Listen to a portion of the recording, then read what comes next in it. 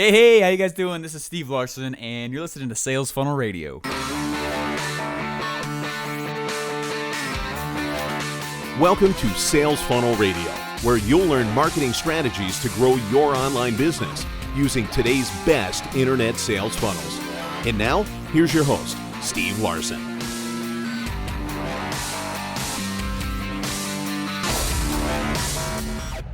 All right, so 4 years ago, I was at basic training. It was winter time, which is a terrible time to go.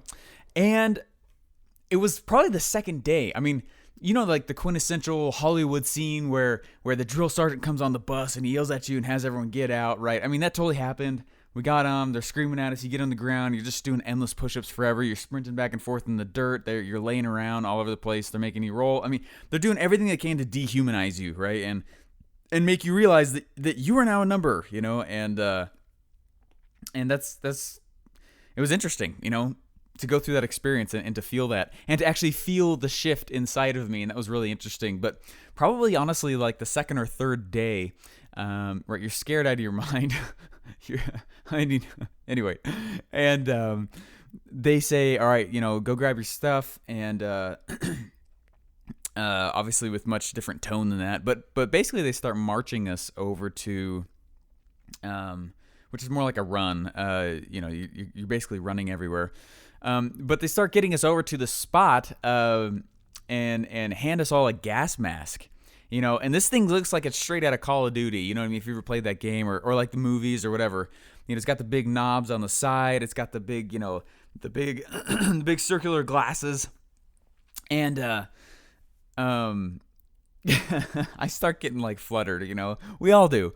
We're about to go inside of a gas chamber, and it's no joke. And so what we start doing, we start practicing, you know, basically how to put the mask on, right? One side you inhale really hard and it seals it around your face. The other side you blow out really hard and you know what I mean, and it clears out any gas that might have been left in there while you're putting the mask on. And we're standing outside of the gas chamber. We're in the middle of the forest, and there's this gas chamber that's sitting there, and it's really, really, really interesting experience.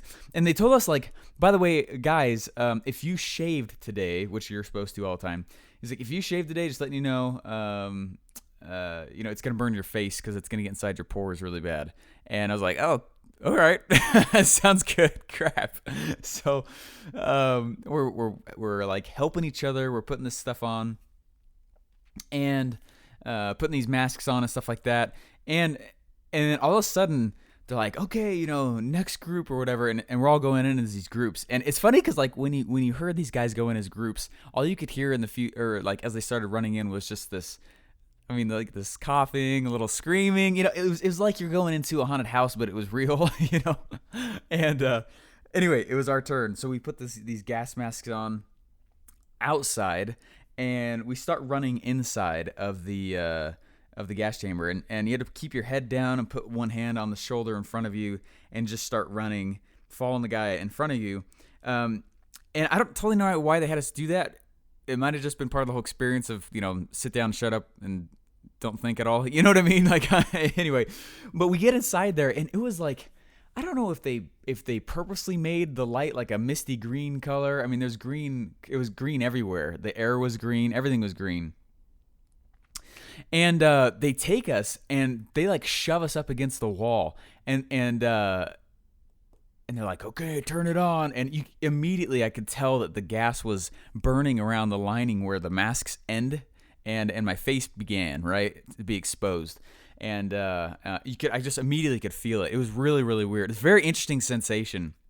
And I could tell that it was trying to get around in my face, and, you know, like mentally you have to start, you know, you kind of self-talk a little bit. You're like, all right, you know, you got this, totally fine, you know, and it was, I was excited but nervous. Like, I love that stuff, but it's also scary. I like scary stuff that puts me on the edge like that. Like, it's really, oh man, you feel so alive. It's really interesting. Very interesting sensation. I've had many experiences like that in my life, but,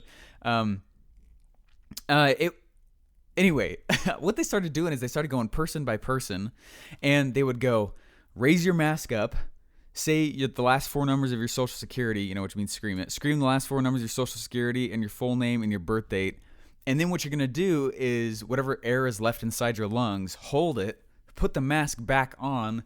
You're going to clear the mask with whatever air is left in your lungs, and then you'll reseal it. And you'll know really fast whether or not you actually did it right. And you're like, what the heck? Okay, all right. Now, this is just CS gas. But it was pretty high doses. You know what I mean? This is not normal stuff. You end up, anyway, I'll go into that in a second. But it was pretty interesting though, because we cleared the mask, and these guys and a few of the girls just start freaking out, like someone's trying to attack them, kind of thing. And they were like jumping all over the place. The drill sergeant's is like shoving them back crazy hard up against the wall again, like shut up, get back there, and they get to me, and I was like, man, like, what the heck is this crap? What did I do? And I take the mask, and I yell, Larsen, last for my social, April 22nd, 1988, and I start yelling all these things. I put it back on my face, and I clear the mask, and I reseal it, and I could tell I didn't totally reseal it, correctly on the left side of my cheek, but I was trying to make it that way so it wouldn't get back in, and I could tell instantly, like, just that. It was like insta lung burn, and just like burn the lungs really bad. And you're like, holy crap.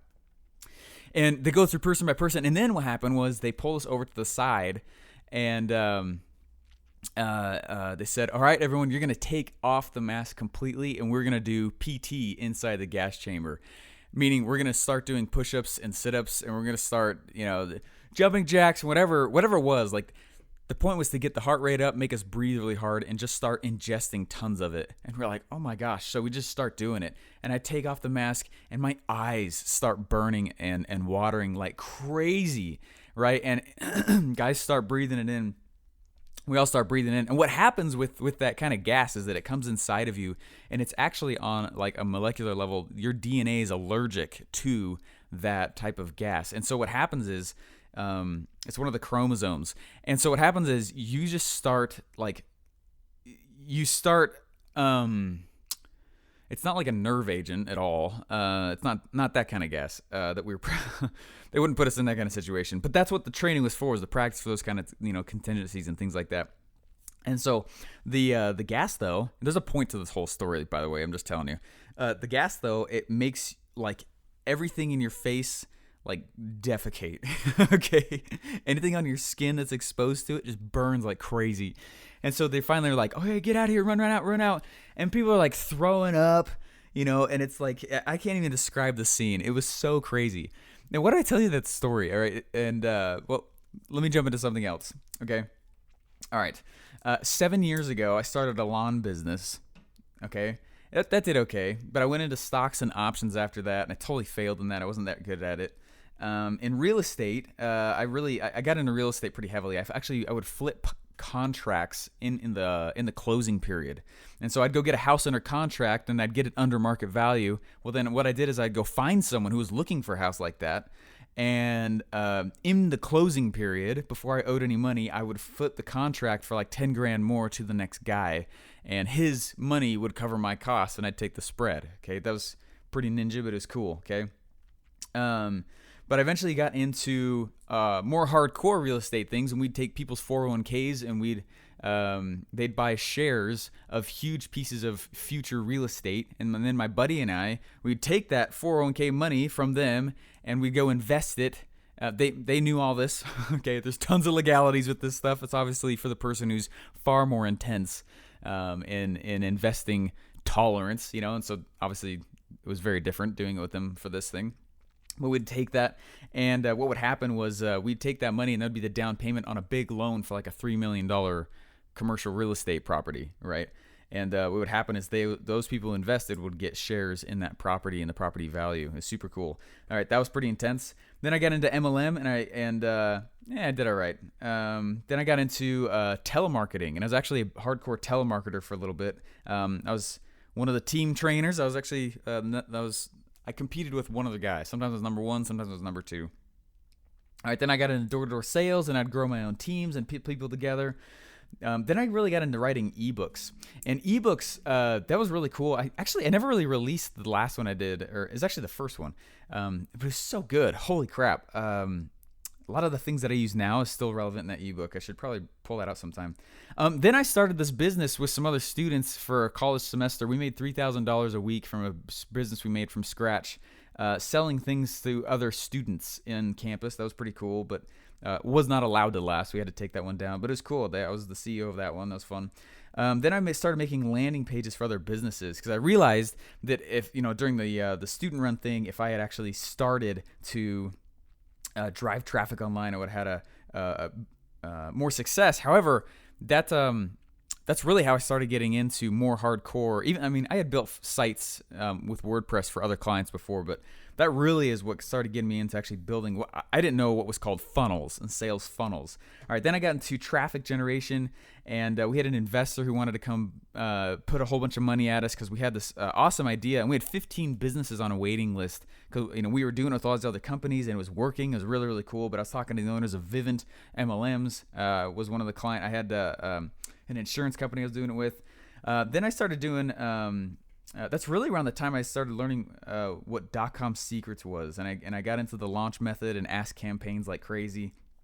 I went and I built a insurance for phones after that. And we had customers, but we didn't really scale the thing. Then I went and I built an actual MLM product, which is the one that still makes me the most money today.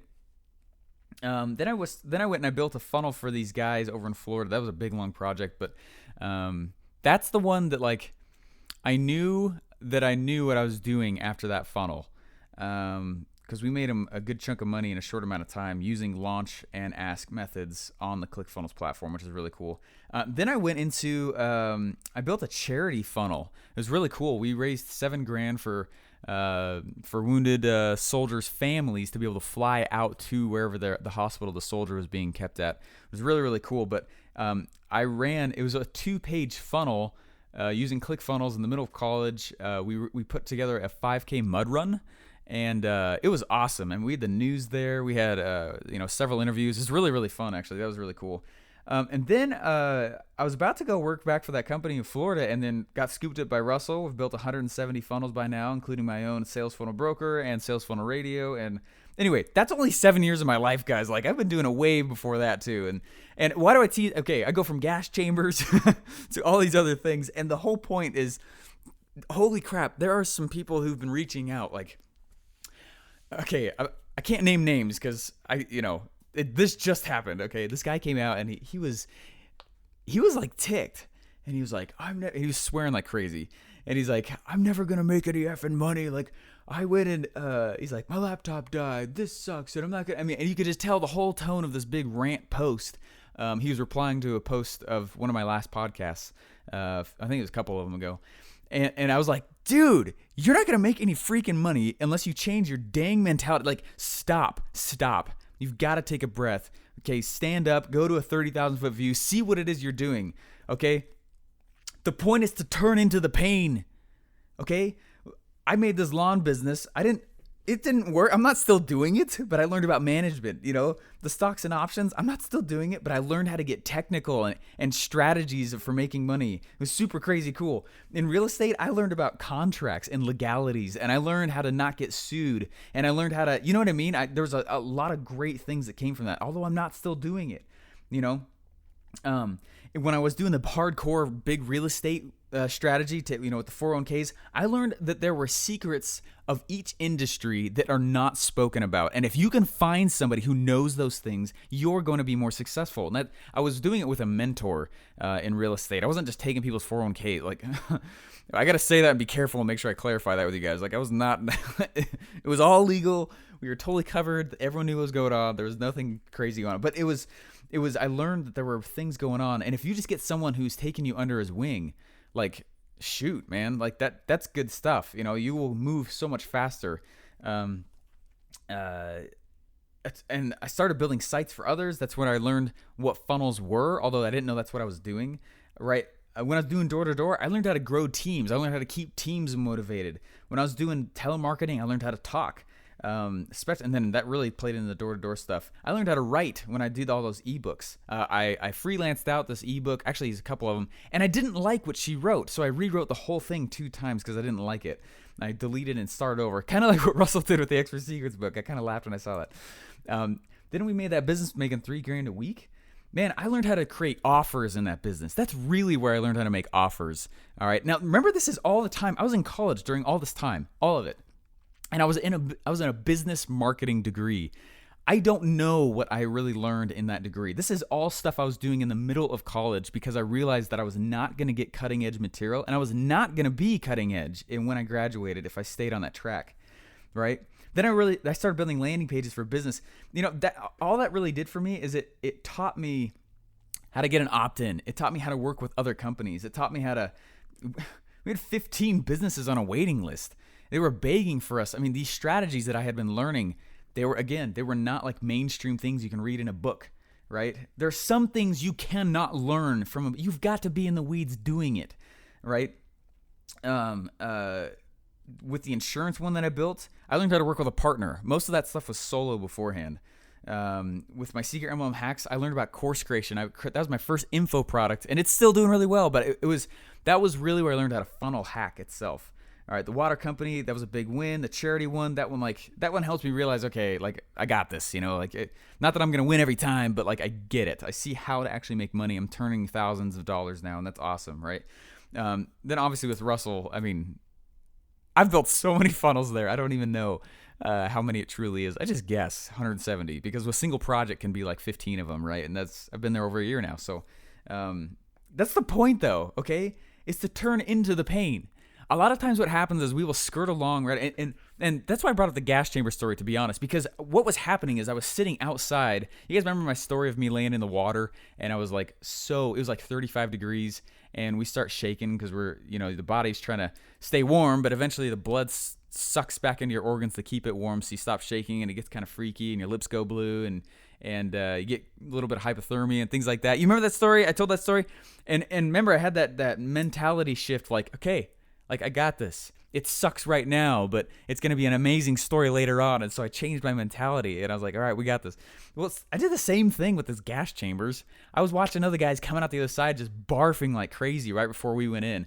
They throw up all over the place. Their nose be running uncontrollably. Their eyes are bloodshot red. I mean, it looked like a horror movie. Their skin's burning. They come out. They're not trying to breathe. I mean, it's really like, it's kind of freaky, to watch that. I was like, all right, I got this. I'm going to turn into the pain, right? Turn into the pain. Pleasure's always closer on the other side if you turn into the pain. Pleasure doesn't come very quickly if you don't turn into the pain. It gets prolonged. You won't know what it's like to go do all these things if you just keep skirting it like, I remember this time I went and I did a presentation of the city of... It was a city competition for entrepreneurship, and my buddy and I went and we put our insurance business in it, and we didn't know what we were doing. So all these guys are making tons of money, making millions, and I started presenting. I was presenting on stage like crazy, pitching our business. I won the business competition at my college. They sent me to another one to compete. I did not win. That's okay. I learned how to stage pitch, even way before I got to work with Russell. Way before. All right. That's the whole point of it, is that I know that a lot of you guys have these massive dockets of, hey, I tried this, that sucked. Hey, I tried this, that sucked. And it doesn't matter. Like, funny enough, the lawn business that I did 7 years ago, and had had all these people I was doing stuff with, had a customer base, things like that. Like, that actually plays into me building funnels in a weird way. There's more skills than just, hey, what color looks good and where should the button go? You know what I mean? And so these things you guys are doing, these guys that are going out and saying, I'm not going to make any money, raise your mentality. All right, elevate where you are. And what's going to happen is you'll actually start seeing the bigger picture of what's going on. Yeah, for some of you guys, it may not exactly be where you want it to be right now. It may not, and that's okay. That's all right. Take the lesson. Learn, move on, do not sit and sulk. If you do that, you're not going to move anywhere. Oh, that didn't work. I made the mistake of personally doing that with one of the real estate things that I was doing with a buddy.